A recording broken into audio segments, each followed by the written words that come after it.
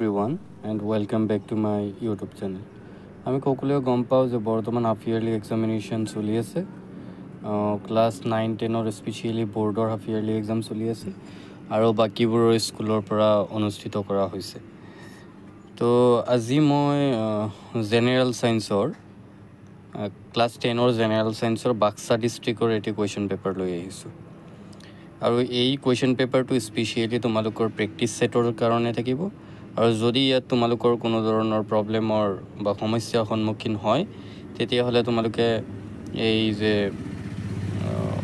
Comment ছেকশ্যনত তোমালোকে জনাবা মই সলভ কৰিব চেষ্টা কৰিম আজি মই অকল তোমালোকক এই প্ৰেক্টিছ ছেটটো ৰাখিছোঁ তোমালোকে প্ৰেক্টিছ কৰিবা আৰু যদি কিবা প্ৰবলেমৰ সন্মুখীন হৈছে বা কোনো এটা কুৱেশ্যন বুজি পোৱা নাই তেতিয়া কমেণ্ট ছেকশ্যনত জনাব তো বলা ভিডিঅ'টো আৰম্ভ কৰোঁ পোনপ্ৰথমে আছে BaCl2 Na2SO4 BaSO4 2NaCl বিক্ৰিয়াটো এটা উদাহৰণ কিহৰ উদাহৰণ বিয়োজন বিক্ৰিয়া নে সংযোজন বিক্ৰিয়া নে অপকৰণ বিক্ৰিয়া নে দ্বি অপকৰণ বিক্ৰিয়া এইটো ক'ব দিছে তাৰপিছত নম্বৰ 2 আছে MnO2 XaCl MnCl2 YH2O ZCl2 বিক্ৰিয়াটোত X Y আৰু Z ৰ মান হ'ব ক্ৰমে ইয়াত অপচনছখিনি দিয়া আছে তাৰপিছত নম্বৰ 3 আছে এটা সন্তুলিত ৰাসায়নিক বিক্ৰিয়াই তলৰ কোনটো সূত্ৰ মানি চলে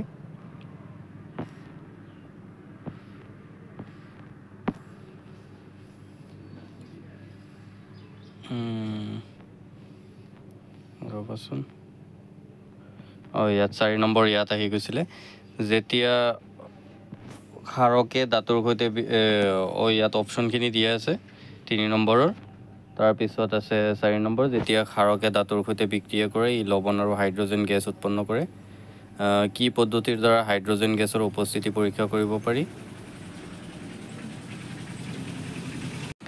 তাৰপিছত আছে 5 নম্বৰ এজন ছাত্ৰই পাতিত পানীত তলত দিয়া ধৰণে সংযোগ কৰিলে তলত বৰ্তনীটো শুদ্ধ উত্তৰটো হ'ব ইয়াত এটা চিত্ৰ দিয়া আছে আৰু অপচনছখিনি তোমালোকৰ দিয়া আছে ইয়াতে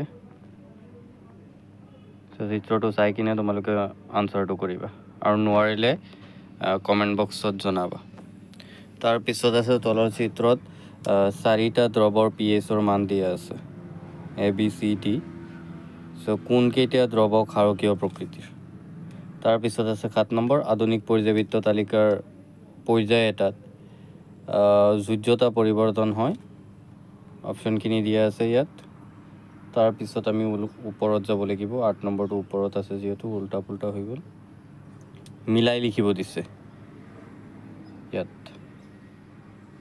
তাৰপিছত 9 নম্বৰ আছে Cl মৌলটোৰ পাৰমাণৱিক সংখ্যা আৰু পাৰমাণৱিক বৰ দিয়া আছে তলৰ কোনটো বিকল্পই আধুনিক পৰ্যায়বৃত্ত তালিকাত মৌলটোৰ অৱস্থা নিৰ্ণয় কৰিছে তাৰপিছত আছে নম্বৰ 10 আমাৰ লালটিত থকা উৎকেচক বিদক বোলা হয় অপচনছ দিয়া আছে ইয়াত তাৰপিছত আছে 11 তেজত চেনিৰ মাত্ৰা নিয়ন্ত্ৰণ কৰি ৰখাত সহায় কৰা অগ্ন্যাশয়ৰ দ্বাৰা উৎপাদিত হৰম'নবিধ হৈছে অপচন ইয়াত দিয়া আছে তাৰপিছত আছে নম্বৰ 12 মানুহৰ পাচন নলীৰ ক্ষেত্ৰত তলৰ কোনটো ক্ৰম শুদ্ধ নম্বৰ 13 দিয়া আছে তলৰ স্নায়ুকোষৰ চিত্ৰটোত প্ৰ'টিন সংশ্লেষণৰ স্থান কোনটো তাৰপিছত আছে নম্বৰ 14 ভোক আৰু পিয়া লগাৰ অনুভূতিৰ বাবে পৰিচালিত মস্তিষ্কৰ অংশটো হ'ল তাৰপিছত আমি চাম 15 নম্বৰ সূৰ্যমুখী ফুলে সূৰ্যৰ প্ৰতি সঁহাৰি দি দিনটোত পূবৰ পৰা পশ্চিমলৈ ঘূৰে এই চলনটো হৈছে তাৰপিছত আছে নম্বৰ 16 যিবোৰ অংগৰ উৎপত্তি বেলেগ কিন্তু দেখাত একে কাৰ্য সম্পাদন কৰে সেইবোৰ হ'ল অপচনখিনি দিয়া আছে সমসংগস্থ সমভিত্তিক নিকটৱৰ্তী আৰু অৱশোষণ তাৰপিছত আছে নম্বৰ 17 এটা যোজন কোষে যদি পিতৃৰ পৰা X ক্ৰম'জম লাভ কৰে তেন্তে সন্তানটো হ'ব তাৰপিছত আছে 18 নম্বৰ, মেণ্ডেলৰ সংকৰণত তলৰ কোনটো একক সংখ্যৰ অনুপাত হয়। তাৰপিছত আছে পোহৰৰ প্ৰতিফলনৰ ক্ষেত্ৰত কোনটো সত্য। অপশ্যনখিনি দিয়া আছে ইয়াত। তাৰপিছত আছে নম্বৰ 20, অনুৰাধাই উত্তল দাপোনৰ পৰা 10 চেণ্টিমিটাৰ আঁতৰত এটা পানীৰ বটল ৰাখিলে। দাপোনখনৰ ফ'কাছ দৈৰ্ঘ্য 20 চেণ্টিমিটাৰ। দাপোনখনত ক'ত প্ৰতিবিম্ব গঠন হ'ব।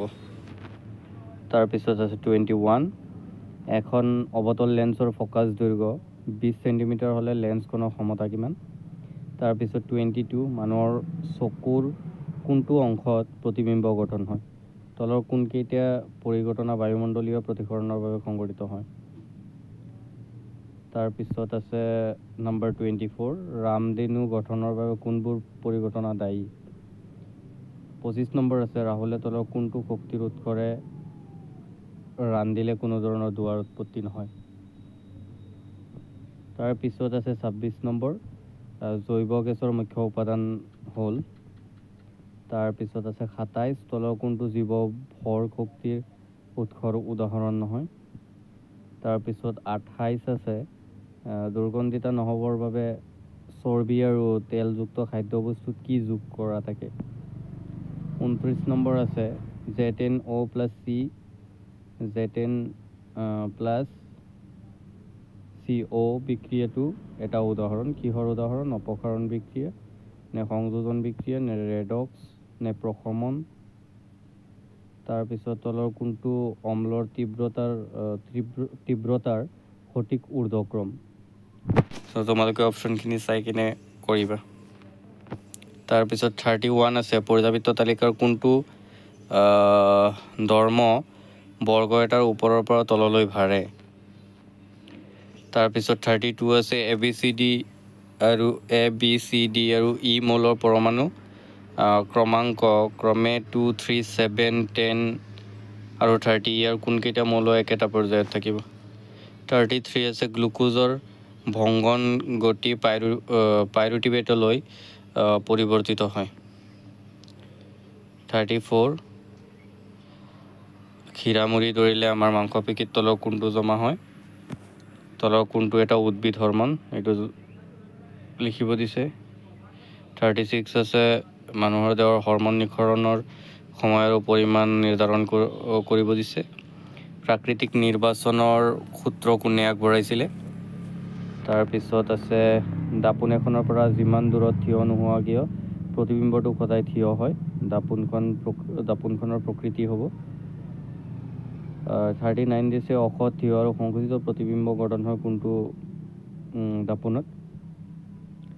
40 আছে, কোনটো অমিল লিখিব দিছে। তাৰপিছত 41 আমি এছাৰশ্যন আৰু ৰিজন। এছাৰশ্যন আছে, লোৰ ক্ষয়ীভৱন মামৰে ধৰা বুলি কোৱা হয়। লোৰ ক্ষয়ীভৱন পানী আৰু বায়ুৰ উপস্থিতিত সংঘটিত হয়। 43 এছাৰশ্যন আৰু ৰিজন হয়। 42 এছাৰশ্যন আৰু ৰিজন হয়। 44 এছাৰশ্যন এণ্ড ৰিজন হয়। 45 এছাৰশ্যন আৰু ৰিজন হয়। তাৰপিছত 46 দিছে, নিতাই 4টা ধাতুত লঘু HCl যোগ কৰিলে আৰু তাৰ পৰ্যবেক্ষণসমূহ তলত দিয়া ধৰণে লিপিবদ্ধ কৰিলে। ইয়াৰ ক্ষুদ্ৰ বিক্ৰিয়া কেইটাৰ ৰাসায়নিক সমীকৰণ লিখিব লাগে। 47 নম্বৰ আছে, সাধাৰণতে কপাৰ ছালফেটৰ স্ফটিকবোৰৰ ৰং নীলা, যদি ইয়াক তাপ দিয়া হয় বৰণহীন হৈ পৰে। ইয়াৰ কাৰণটো কি। পুনৰ নীলা ৰংটো ঘূৰাই আনিবলৈ কি কৰিব লাগিব। 48 নম্বৰ আছে, এটা পৰমাণুৰ ইলেক্ট্ৰনীয় বিন্যাস 287। ইয়াৰ মৌল পৰ্যাবৃত্ত তালিকাৰ পৰা কিমান নং পৰ্যায়ত আছে লিখিব দিছে আৰু মৌলৰো পাৰমাণৱিক সংখ্যা লিখিব দিছে। আৰু কৈছে, এজন ৰোগীৰ পিত্তস্থলী উলিয়াই পেলালে কম চৰ্বিযুক্ত খাদ্য খাবলৈ পৰামৰ্শ দিয়া হয়, কিয়। এটা নতুন প্ৰজাতিৰ উৎপত্তিৰ বাবে প্ৰয়োজনীয় 2টা কাৰকৰ নাম উল্লেখ কৰিব দিছে। বৰ্ণালীয়ে মায়'পিয়া চকুৰ বিকাৰত আক্ৰান্ত হৈছে, তেওঁৰ চকুৱে ক'ত প্ৰতিবিম্ব গঠন কৰিব। কেনেদৰে লেন্স ব্যৱহাৰ কৰি মায়োপিয়া বিকাৰ প্ৰতিৰোধ কৰিব পাৰি, এইটো এটা কুৱেশ্যন। আৰু ইন্ধনৰ বৈশিষ্ট্য লিখিব দিছে, ভাল ইন্ধনৰ। এটা সহিষ্ণু শক্তিৰ উৎসৰ নাম লিখিব দিছে। ডায়েবেটিছ ৰোগীক ইনচুলিন কিয় দিয়া হয়, মস্তিষ্কৰ মুখ্য চিন্তা ভাৱনাৰ অংশ কোনটো, পোহৰৰ ৰশ্মি এটা বায়ুৰ পৰা হেলনীয়াকৈ পানীত প্ৰৱেশ কৰিছে, পোহৰৰ ৰশ্মিটো উলম্বৰ কাষলৈ নে উলম্বৰ পৰা আঁতৰলৈ বেঁকা হ'ব কিয়। 55 আছে উদ্ভিদ দেহত পানী আৰু খনিজ লৱণ কেনেদৰে পৰিবহণ হয়, পত্ৰৰন্ধ্ৰৰ কাম কি, মানুহৰ সন্তানৰ লিংগ নিৰ্ধাৰণ কিদৰে কৰা হয়, জীৱনকালত আহৰণ কৰা বৈশিষ্ট্যৰ ফলত বিৱৰ্তন হয় কিয়, তোমাৰ উত্তৰটোৰ সমৰ্থন কৰিবলৈ দুটা উদাহৰণ দিয়া। তাৰপিছত এটা অংক দিয়া হৈছে, চোৱা 58 নম্বৰ। তাৰপিছত 59 এটা প্ৰিজমৰ দ্বাৰা বগা পোহৰ বিচ্ছুৰণ দেখুওৱা হৈছে আৰু চিত্ৰটোৰ এক্স ৱাই আৰু জেডক চিনাক্ত কৰিব দিছে, ইয়াত প্ৰিজমটো। তাৰপিছত 60 নম্বৰ আছে আধুনিক পৰিৱৰ্তিত তালিকাত দুটা মৌল এক্স আৰু ৱাই পাৰমাণৱিক সংখ্যা 9 আৰু 17। এক্স মৌলটো কোনটো বৰ্গৰ অন্তৰ্গত, কোনটো মৌল বেছি বিদ্যুৎ ঋণাত্মক, ৱাই ধাতু নে অধাতু উলিয়াব দিছে। আৰু মানুহৰ হৃদযন্ত্ৰৰ এটা চিত্ৰ অংকন কৰিব দিছে। 62 আছে এখন উত্তল লেন্সে লক্ষ্যবস্তুৰ সমান আকাৰৰ প্ৰতিবিম্ব গঠন কৰে, তেন্তে লক্ষ্যবস্তুৰ অৱস্থান ক'ত হ'ব লাগিব, উপযুক্ত ৰেখা চিত্ৰৰ সহায়ত প্ৰতিবিম্ব কেনেদৰে গঠন কৰিব পাৰি দেখুৱাব দিছে। 63 সমীকৰণ আৰু দুটা বিক্ৰিয়া চিনাক্ত কৰিব দিছে। এইখিনি আছিলে আমাৰ বাক্সা ডিষ্ট্ৰিক্টৰ ছায়েন্সৰ পেপাৰ। চ' তোমালোকে এইখিনি প্ৰেক্টিছ কৰিবা, যদি কোনো ধৰণৰ প্ৰব্লেম হয় কমেণ্ট বক্সত জনাবা, আই উইল ট্ৰাই টু ছল্ভ। আৰু এটা কথা কৈ থওঁ যে তোমালোকৰ যিকোনো ছাবজেক্টৰ যদি প্ৰব্লেম হয় তোমালোকে জনাবা, আমাৰ টিমে তোমালোকৰ প্ৰব্লেমবোৰ ছল্ভ কৰিব চেষ্টা কৰিব। Thank you, and if you like this video' give it a thumbs up, আৰু চেনেলটো ছাবস্ক্ৰাইব কৰি ৰাখিবা আৰু লগৰ বন্ধুবৰ্গৰ লগত শ্বেয়াৰ কৰিবা। থেংক ইউ এণ্ড জয় হিন্দ।